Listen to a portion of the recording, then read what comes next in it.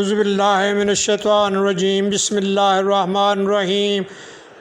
YouTube channel سیکھنا سب کے لیے ٹی سیریز چائے کی پیالی پی کر سبزیاں اگانے کا یہ پارٹ 4 ہے، چوتھا حصہ، اور اس میں بیالوجی کے ساتھ ساتھ الفاظ کا تلفظ بھی ساتھ، اس پر بھی تھوڑا سا زور دیا گیا ہے۔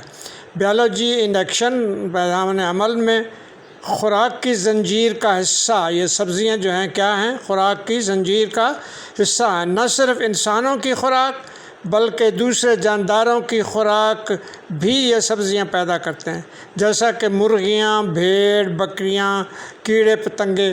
یہ نہ صرف سبزیوں کو کھاتے ہیں بلکہ ان کے تنوں اور چھلکوں کو بھی کھاتے ہیں۔ اب کس طرح سے چین بنتی ہے؟ سبزیات کی بیلیں اور سبزیات کو بھیڑ، بکری، کیڑے پتنگے، چڑیاں، دوسرے پرندے کھاتے ہیں، اور پھر خود سبزیات کو اور کیڑے پتنگوں کو مرغیاں کھاتی ہیں، اور پھر سبزیات، مرغیوں، بھیڑوں، بکریوں کو انسان کھاتے ہیں۔ اب انسان گوشت، سبزیات یعنی ویجیٹیبلز کا صرف کنندہ کنزیومر ہے، مگر افزائش نسل یعنی ریپروڈکشن میں مدد بھی دیتا ہے، ہیلپس ان ریپروڈکشن۔